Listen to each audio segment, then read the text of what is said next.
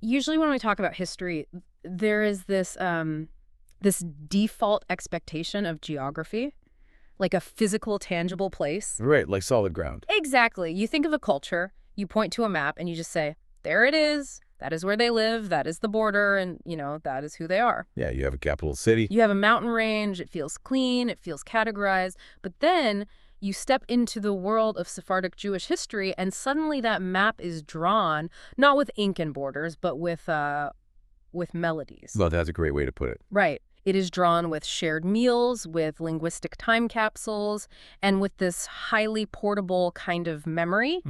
We are looking at a cultural landscape that is not really a landscape at all. Honestly, it's more like an atmosphere. An atmosphere, yeah. I mean, it is the absolute definition of identity without territory. Totally. And that makes it incredibly complex to pin down if you are just relying on standard historical markers. Because, when a civilization loses its geography, the traditional rule of human history basically dictates that it should assimilate. Right, it should just fade away. Exactly, and eventually disappear. But here, the loss of physical space forced the culture to pack its entire worldview into a portable format. Okay, let's unpack this. Because today, our mission for this deep dive is to really extract the core essence of that portable worldview. And it is a fascinating one. It really is. We are diving deep into the history, the philosophy, and the daily rhythm of Sephardic Judaism. We are going to look at how an entire culture survived the loss of its homeland by packing its identity into a framework that, honestly, masterfully blends rational law, mystical poetry, and deep communal memory. And the reason we are starting with this concept of an atmosphere is because so much of what we think we know about this tradition is actually viewed through a very distorted, flattened lens. Oh, that flattening is pervasive. I mean, it is everywhere. Yeah. If you look at modern representations of Jewish history, particularly in Western media and American cultural touchstones, it almost entirely defaults to a single narrative. Which is the Ashkenazi experience, right? Yeah, right, exactly. When people see Judaism represented on television or in film, they're usually seeing Eastern European origins. Yeah, you hear Yiddish phrases. You see bagels and lox, and you follow a very specific historical timeline, one that moves from the shtetls of Eastern Europe to Ellis Island, or, to the tragedy of the Holocaust in Poland and Germany. Which is obviously a hugely important history, but it's not the only one. Far from it. So this deep dive is going to restore a completely different, multi-dimensional reality. The Mediterranean-rooted reality of the Sephardic experience. And to really understand that Mediterranean reality, we have to start at the geographic beginning, like before the territory was lost. Right. We have to look at the core code of this culture. Exactly, and how it interacted with the world around it. So geographically, Sephardic Judaism originates in the Iberian Peninsula. We are talking about Spain and Portugal during late antiquity and the medieval period. And the Hebrew word Sepharad literally translates to Spain. Sepharad equals Spain, but we can't look at Sepharad as this isolated bubble, right? No, not at all.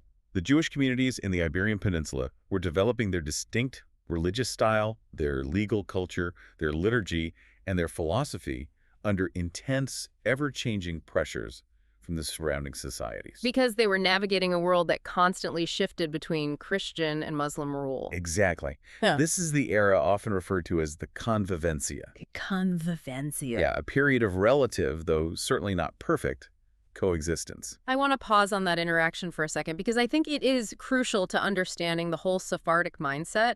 They didn't just survive in these Christian and Muslim societies by building massive walls and retreating inward to protect their faith. Right, they didn't hide. They didn't adopt a defensive, isolationist posture. Instead, they actively synthesized their tradition with the high civilizations around them. And what's fascinating here is the sheer intellectual confidence required to actually do that. Yeah, explain that. Well, they were interacting deeply with Arabic philosophy, with Arabic poetry, and the cutting-edge science of the Mediterranean world.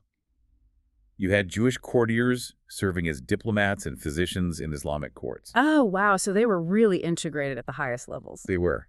And Jewish poets were taking the rigorous, complex metrical structures of secular Arabic poetry and applying them to Hebrew religious verse. That is amazing. They embraced intellectual openness and cultural elegance, but without ever compromising their core covenant. So they are living faithfully as Jews. They are preserving the Torah, which is the foundational text. They're preserving the mitzvot, the commandments that guide daily behavior. But they are drawing on the brilliance of the Mediterranean world to express those ancient laws. Yes, and they did not view this synthesis as a compromise. That is a key point. Oh, interesting. In fact, historically, the Sephardic tradition viewed itself as the absolute mainstream, default continuation of classical Talmudic Judaism. Wait, really? The default? Yeah, they saw themselves as the direct inheritors of the academies of Babylon. The Talmud, which is the central text of rabbinic Judaism containing all these massive, sprawling debates on law and ethics, that was their foundation. Right. And the Sephardic thinkers believed their legal tradition was the most streamlined, intellectually rigorous continuation of that text. They didn't see themselves as some niche alternative lifestyle. They thought everyone should be doing it their way. Pretty much. They believed their structured, highly rational approach should be the standard for global Judaism. I was actually thinking about how to visualize this relationship, between the ancient law and the cultural expression of it. Okay, let's hear it. Think of Judaism itself as a universal operating system. Oh, I like this. Like iOS or Windows. The Torah, the mitzvot, the foundational belief in one God that is the core code, that is the underlying programming that every Jewish community across the globe shares. Right, the non-negotiables. Exactly. But Sephardic Judaism is a specific, highly refined user interface. It changes the way the user interacts with the system. Yes. It changes the aesthetic. It changes the rhythm, the emotional tone, the literal taste of the food, and the sound of the prayers. But without changing the code. Exactly. It does all of this without fundamentally altering the underlying programming. Right. The core code is identical to what you would find in, say, an Ashkenazi community in Poland, but the interface is entirely its own thing. And there's a musical analogy from our notes that captures this beautifully, I think. Oh, the jazz one. Yeah. If we think about the Ashkenazi tradition, which originated in Central and Eastern Europe, it might feel like classical European orchestral music. Right. Highly structured, very solemn. Very formal, specifically in that European cantorial style. Hasidic Judaism, which arose later with a focus on ecstatic prayer, might feel like a spirited folk revival. Okay. But Sephardic tradition, it is Mediterranean jazz with ancient lyrics. Mediterranean jazz. I just love that phrase because that implies a groove, right? It implies a fluidity and a rhythm that is fundamentally different from a classical orchestra. And that specific Mediterranean beat was forged precisely because they were multilingual, commercially connected, and highly pragmatic. Right. They lived at the crossroads of these massive trade networks. But to build a cultural interface that is that elegant, that resilient, and actually capable of holding both strict ancient law and fluid Mediterranean culture together, you need brilliant intellectual architects. You cannot have a perfectly functioning user interface without master programmers. Exactly. And the Sephardic tradition has this unbelievable lineup of towering figures who basically wrote the manual. So we really need to talk about the titans of the law now because they introduce a concept that is absolutely central to this deep dive. The dual intellect. Yes, the dual intellect. We were talking about minds like Isaac Alfasi, Judah Halevi, Moses Maimonides, and later, Joseph Karo. If we start with Isaac Alfasi, known as the Rif, we see the very beginning of this intense desire for legal clarity. Because the Talmud is not easy reading. Not at all. The Talmud, as we mentioned, is a massive, sprawling record of debates. It is not a simple, easy-to-read rulebook. It is full of digressions, hypothetical scenarios, and dissenting opinions. Right, it's messy. So Alfasi essentially went through the Talmud and extracted the bottom line, practical law. He stripped away the centuries of debate to provide a clean, accessible legal code. He really set the tone for the Sephardic pursuit of order. But the absolute heavyweight, like the philosopher who truly defined this era, is Moses Maimonides. The Rambam. Yes, also known as the Rambam. He is the towering medieval Sephardic philosopher, physician, and jurist. And when we say he was a philosopher, we are talking about serious, rigorous, Aristotelian rationalism. Oh, absolutely. He wanted to organize all of Jewish law and belief into clear, universally logical systems. Maimonides is such a fascinating figure because he viewed reason and science as divine tools. He didn't see them as opposing faith. No. He believed that studying the natural world, understanding physics and astronomy, was actually a pathway to loving the Creator. In his philosophical works, divine unity and incorporeality are emphasized to a staggering degree. He argued, using the scientific and philosophical language of his day, that God is absolutely not a physical body. Right. God is not divisible. God is not subject to emotion or change, and God cannot be compared to anything in the created universe. Okay, let's break that down because that is a massive philosophical stance. We're talking about negative theology, right? Yeah, The exactly. idea that you cannot actually say what God is, you can only say what God is not. Right, because if you say God is powerful, you are limiting God to human understandings of power. Which is too small. Exactly. Maimonides was pushing for a highly logical, almost scientifically rigorous approach to theology. And he applied that same rigorous logic to the law itself, didn't he? He did. He wrote the Mishneh Torah, which was just a breathtaking attempt to systematize all of Jewish law into a single, perfectly categorized code. No debates. No confusing digressions, just the clear, rational rule. But, okay, here's where I have to push back a little bit. We have Maimonides championing hyperlogical, scientific, rational philosophy.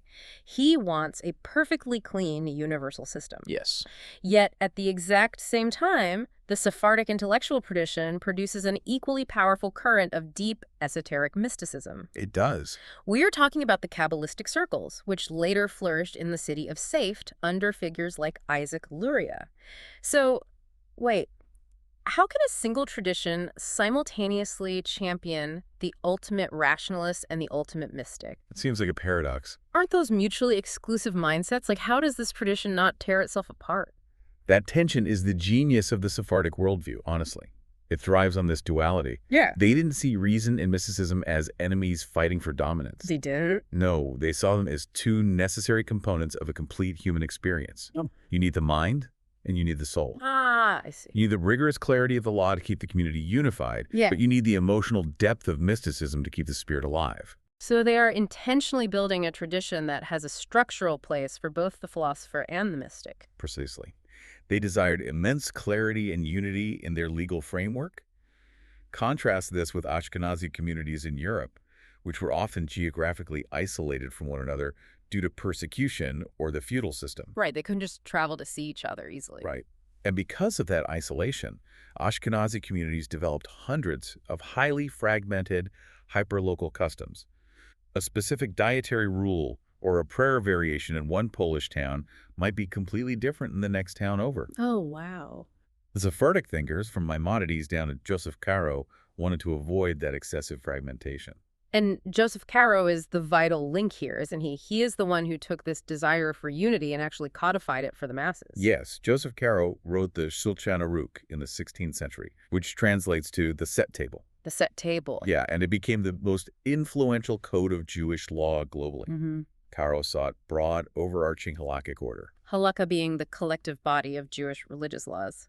Exactly. He wanted the daily practice of Judaism to be simple, accessible, and consistent across vast geographic distances. So the Sephardic legal authorities consistently favored broader legal principles over the accumulation of tiny, fragmented local customs. They wanted the core code to be universally unified. Unified and strong. But wait, if you have this incredibly strict, unified, universal legal code, doesn't that become rigid? That's the risk, right? Like, doesn't that crush the Mediterranean jazz vibe we were talking about earlier? How do you maintain the flavor if the rules are completely standardized? This is where the concept of minhag comes in. Minhag. Minhag means custom.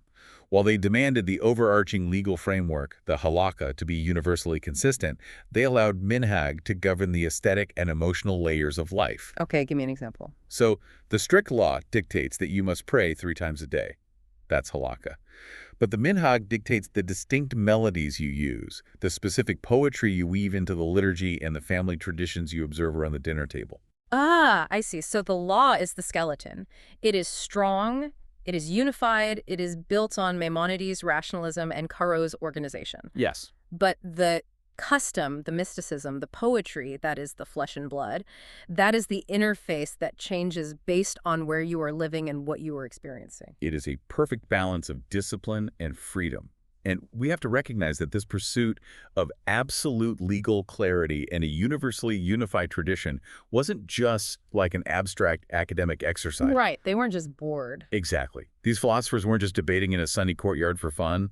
This unified code turned out to be a necessary survival mechanism for a catastrophe that was about to fracture their entire world. And here's where the history takes a profoundly tragic turn, because all of this beautiful synthesis, this incredible golden age of blending Arabic poetry, Greek philosophy, and Talmudic law in the Iberian Peninsula, it shatters. Completely shattered. The map is destroyed. We have to talk about the expulsion. The defining traumas of the Sephardic experience are rooted at the end of the 15th century, specifically the Alhambra Decree in 1492.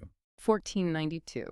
Which was the royal edict issued by King Ferdinand and Queen Isabella, ordering the expulsion of all practicing Jews from the kingdoms of Castile and Aragon. We really need to look at the mechanics of what this actually meant, because this wasn't just a political shift. This was a complete forced uprooting of a civilization. Right. Jews had lived in the Iberian Peninsula for over 1,000 years. They were deeply embedded in the culture, the economy, and the landscape. And suddenly, they were given a choice: convert to Christianity or leave your ancestral home with practically nothing. And the logistics of the expulsion were brutal. They were forced to liquidate their assets in a matter of months. Months. Imagine that. Selling homes and estates for a fraction of their value. People were often trading entire vineyards for a piece of cloth or a donkey just to facilitate their escape. That is just heartbreaking. And this trauma was immediately compounded because many fled across the border into Portugal, thinking they had found safety. Which makes sense geographically. Right. But just 5 years later, in 1497, the King of Portugal enacted his own policy. But instead of expulsion, it was a mass forced conversion. Which creates an entirely new layer of complex identity, right? The conversos. Yes, the conversos. These were Jews who were baptized by force, who outwardly lived as Catholics to survive the Inquisition, but who secretly maintained their Jewish faith. Like lighting Shabbat candles in hidden cellars and passing down prayers in whispers. The psychological toll of this era is staggering. Between the expulsion from Spain and the forced conversions in Portugal, the Sephardic world was entirely shattered. The population was scattered to the winds. Just completely dispersed. They fled across the Mediterranean, settling in the Ottoman Empire, North Africa, the land of Israel, the Balkans, the Netherlands, and eventually they became some of the first Jewish settlers in the Americas. Imagine taking an entire, deeply rooted regional civilization and turning it into a global diaspora overnight. It's almost unimaginable. And this brings us back to our opening thought, right? Identity without territory. Because the physical place of Sepharad was permanently lost, their religious practice, their culture, and their memory had to become portable. They had no other choice. If they relied on a physical temple or a specific geographic homeland to define them, they would have vanished. And if we connect this to the broader patterns of human history, when a distinct culture loses its homeland and is absorbed into other dominant empires, it usually assimilates entirely within a few generations. The language fades. Exactly. The customs blend and the unique identity disappears. But Sephardic Judaism survived precisely because they had already built that unified core code and a flexible user interface. Right. They packed their homeland into their prayer books, their legal texts, their household customs, and profoundly into their language. And here's where it gets really interesting to me. The language aspect is absolutely fascinating. I want to look closely at Ladino, also known as Judeo-Spanish. Yes, Ladino. It functioned almost like a linguistic time capsule, but it wasn't static. It wasn't frozen in a museum. Ladino is perhaps the greatest example of the portable home. When the Jews were expelled from Spain in 1492, they took the Castilian Spanish of the 15th century with them. Okay. And as they settled in new lands, whether it was Istanbul or Salonika or Fez, they continued to speak it. But because they were severed from the evolution of the Spanish language in Spain, Ladino retained medieval pronunciations and vocabulary. But they also infused it with their own core code, right? Oh, heavily. It is written in Hebrew script, and it incorporates Hebrew religious terminology. And then, as they lived in these new empires, they absorbed local words. Exactly. So you have a sentence that utilizes 15th century Spanish grammar, features Hebrew theological terms, and might include a Turkish word for a specific food or a Greek word for a local trade. It is a literal spoken map of their exile. The very syntax of Ladino preserves a worldview where exile, continuity, and memory are spoken as inherited realities. Wow. Every time a mother spoke to her child in Ladino, she was transmitting the memory of Spain, the trauma of the expulsion, and the resilience of their survival. It is not history you read in a textbook. You are speaking the memory of your exile every single day. Memory itself became a sacred obligation. The Sephardic tradition carries a dual inheritance. You inherit the exquisite beauty of the Iberian Golden Age, the poetry, the philosophy, the elegance, but you also inherit the deep, unhealing wound of the Inquisition and the expulsion. And we must recognize that this vulnerability was not just historical. Right, it didn't end. It was an ongoing cycle. The trauma did not end in 1492. Mm. As these communities rebuilt themselves in the diaspora, they continually faced new threats. And a devastating example of this ongoing cycle is the community in Salonika. We really have to talk about Salonika. Yes. This was a city in modern-day Greece that became a massive hub for Sephardic Jews after the Spanish expulsion. It was so deeply, vibrantly Jewish that it was often called the Jerusalem of the Balkans. The Sephardic influence in Salonika was so profound that Ladino was essentially the lingua franca of the city's commerce. Like everyone spoke it. Everyone. The port of Salonika actually shut down on Shabbat because the vast majority of the dock workers and merchants were Jewish. They built a thriving, intellectually rich, culturally dominant society there over centuries. And then during the Holocaust, that entire world was obliterated. The Nazis occupied Greece, and the vibrant historic Sephardic community of Salonika was deported to Auschwitz.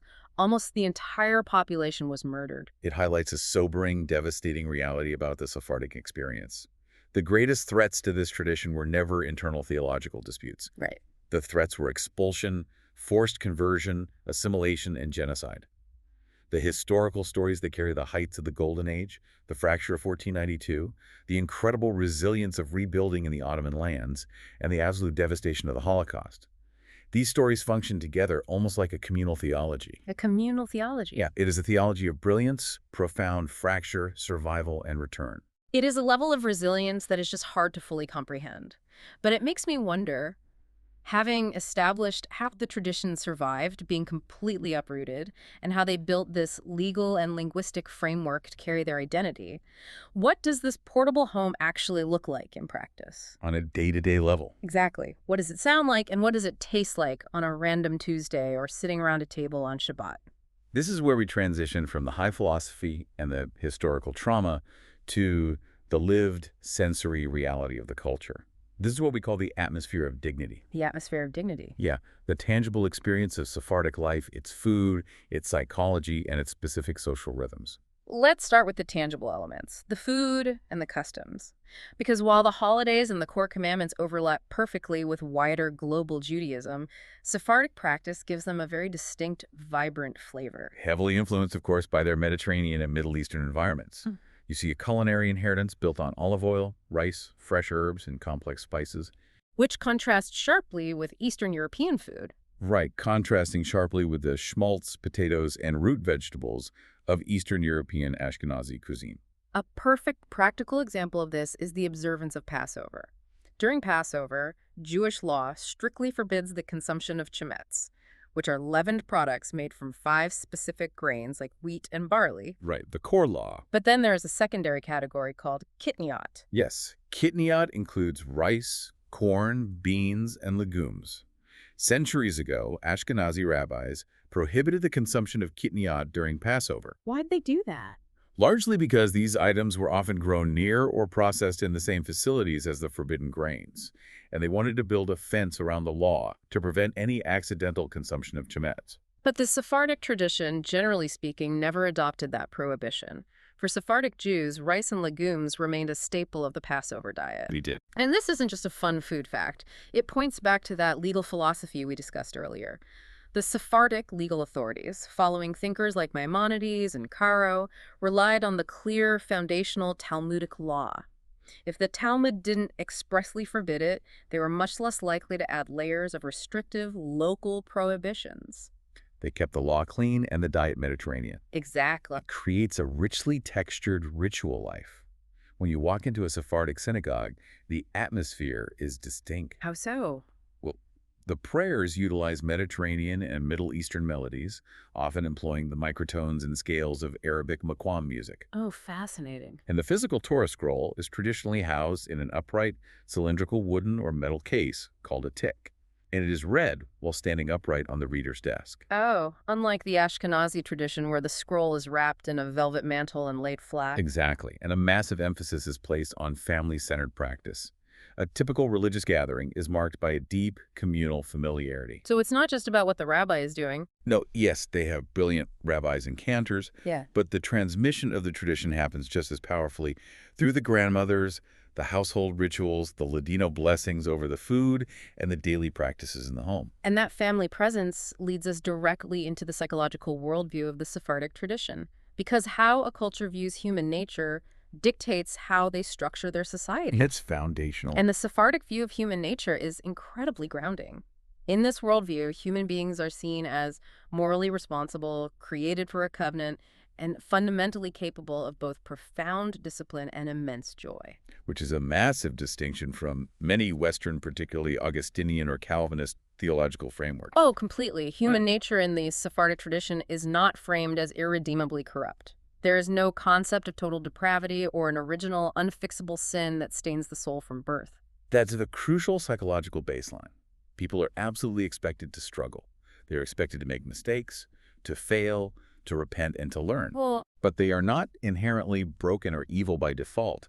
The main human problems are not framed as inescapable spiritual curses. if you look at how they categorize human failings, they list the main problems as forgetfulness, injustice, the trauma of exile, assimilation, pride, and moral weakness. It's very practical. It is.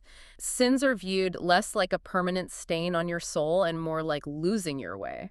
It is forgetting who you are. It is acting unjustly toward your neighbor or failing to uphold the dignity of your community. And because the problems are viewed as lapses in memory and moral discipline, the virtues they prize most highly are antidotes to those lapses. Okay, what are those virtues? They prize dignity, wisdom, hospitality, reverence for elders, moderation, and unwavering loyalty to the family. This is what is often referred to as the dignity ethos, and I want to push on this for a second. Sure. Why did Sephardic culture historically prize social grace, composed speech, and hospitality so highly?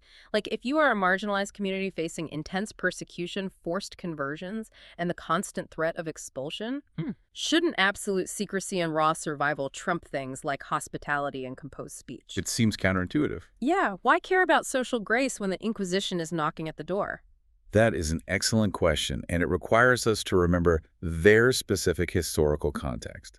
They did not live in isolated, rural, Jewish-only villages. No, right. They lived for centuries as minority populations in highly cosmopolitan, mixed urban societies.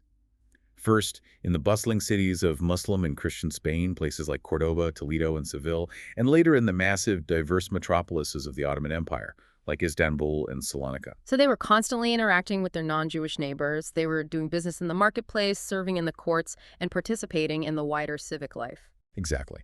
When you are a minority navigating shifting toleration and periodic waves of persecution in a cosmopolitan city, social grace is not just a nice personality trait. It's a survival tool. It is a critical survival tool. You need to be deeply disciplined internally, but you cannot afford to be socially isolated or abrasive.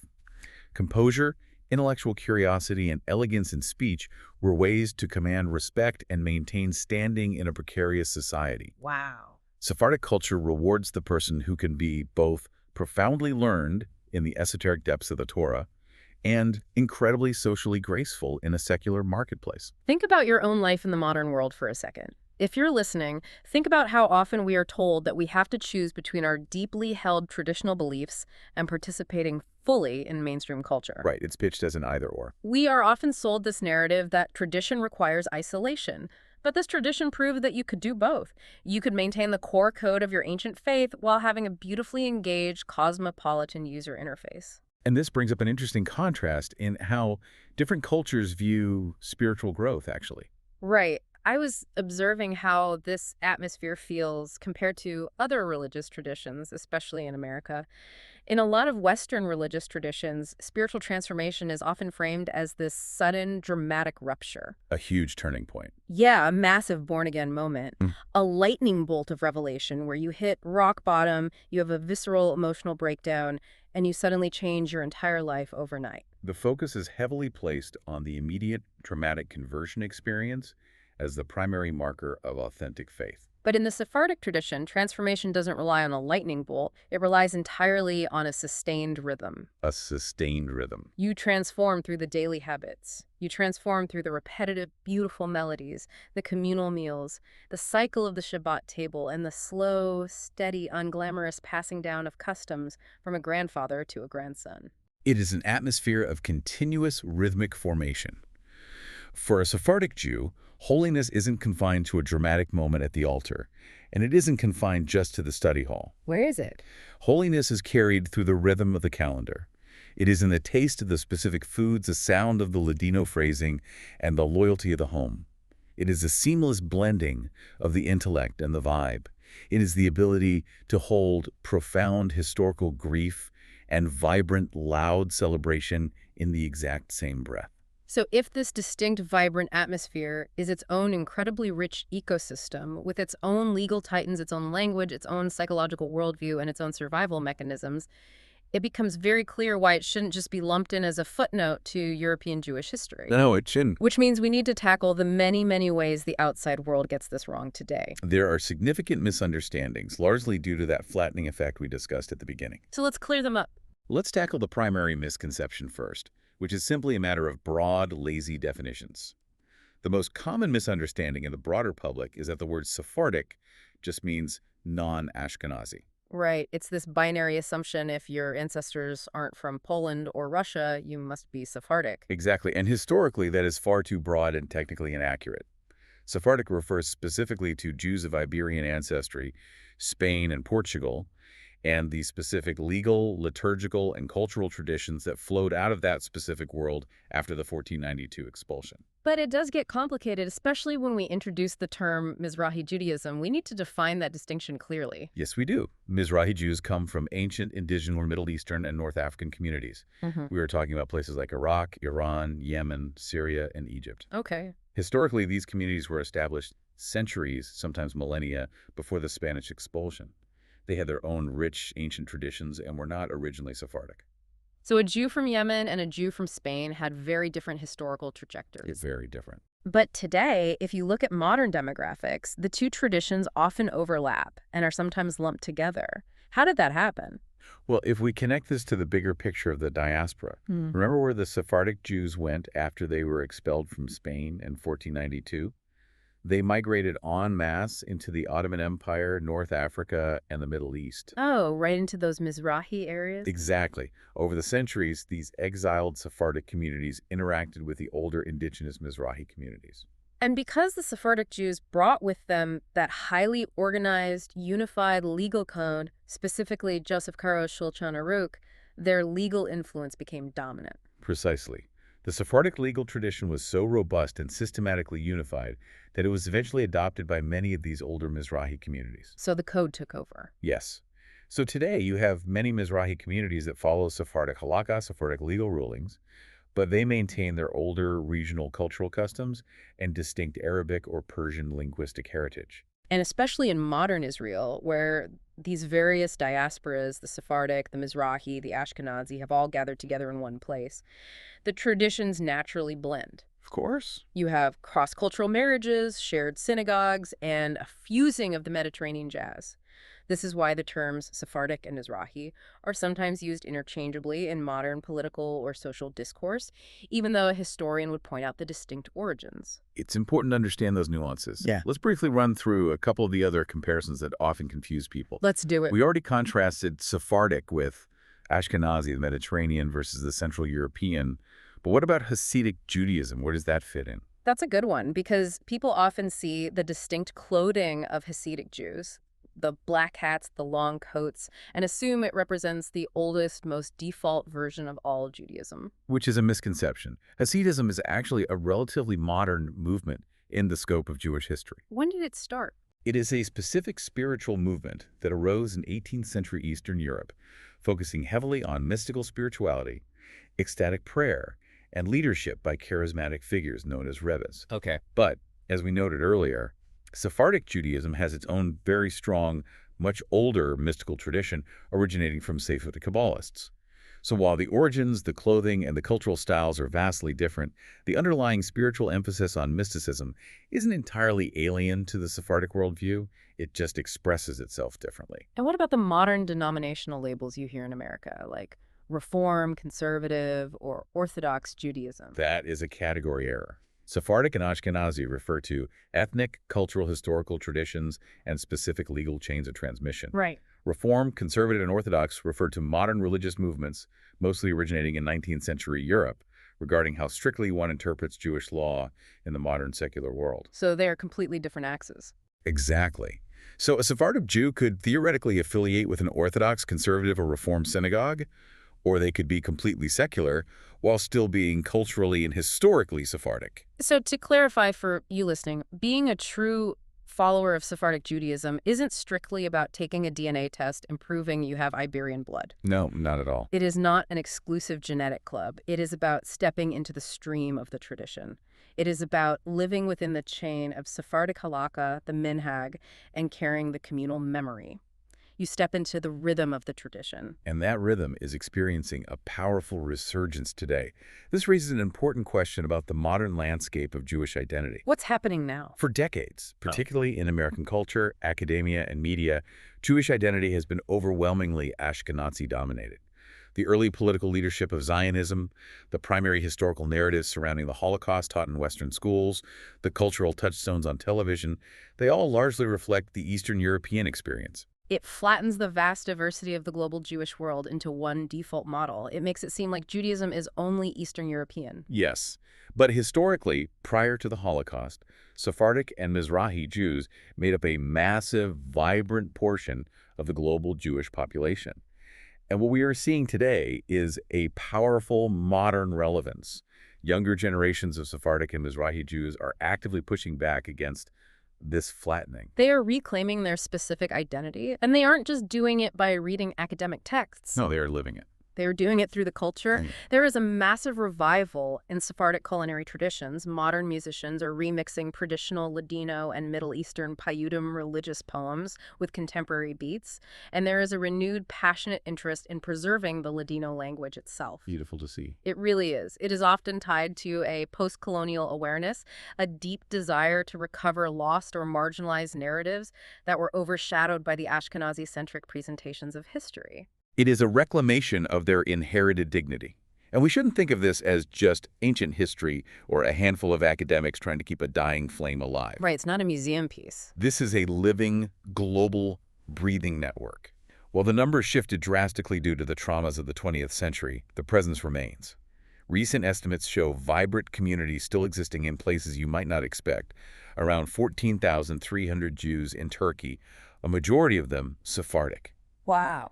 Thriving remnant communities in Morocco, and fascinatingly, thousands of Jews returning to Spain today. Not to mention the massive culturally dominant populations in Israel, France, and across Latin America. It is a vibrant, living interface. The operating system is still running, the code is still updating, and they are still playing that Mediterranean jazz, just with modern instruments. It is a true testament to the durability of the portable home. Okay, let's pull all these threads together. Let's synthesize everything we have unpacked today. Sephardic Jewish tradition is, at its absolute core, a masterclass in resilience. It is a tradition that managed the impossible task of holding together the strict, hyperlogical, rational law of thinkers like Maimonides with the deep, esoteric, soul-searching, mystical spirituality of the Kabbalists and Safin. It holds together profound historical griefs, the searing trauma of the Inquisition, the betrayal of the 1492 expulsion, the devastation in the Holocaust, with a deep, persistent communal joy, family loyalty, and sophisticated social grace. It survived centuries of exile by taking the catastrophic loss of their physical geography and transforming it into portable, rhythmic practices. They pack their homeland into their melodies, their Passover recipes, their Ladino time capsule, and their Shabbat tables. They maintained an atmosphere of dignity while living as vulnerable minorities in cosmopolitan societies. They didn't isolate behind walls. They synthesized with the world around them, creating an elegant, resilient cultural interface that has lasted for over half a millennium. So what does this all mean? Why does this matter to you, listening to this right now? Well, we live in an era of intense information overload and deep anxiety. We live in a time where personal and cultural identities feel increasingly fragmented, where people feel entirely disconnected from their roots, and where navigating a loud, multicultural world can feel exhausting. The Sephardic model offers a pretty incredible blueprint for multicultural belonging. It proves that it is entirely possible to maintain your inherited dignity, to keep your own distinct rhythm and historical memory completely intact while still engaging gracefully, intellectually, and fully with the wider, mixed world around you. You do not have to choose between deep ancient tradition and cosmopolitan openness. You can embody both. You can have the ancient core code, and you can build a beautiful custom interface that allows you to interact with the modern world without losing who you are. Which brings us to our final thought. Yes, we want to leave you with a lingering question to mull over as you go about your day. If an entire culture managed to survive the catastrophic loss of its physical homeland by turning its core values into a portable home, a home built not of bricks, but of melodies, legal clarity, and family memory, what invisible portable homes are you relying on right now? Yeah.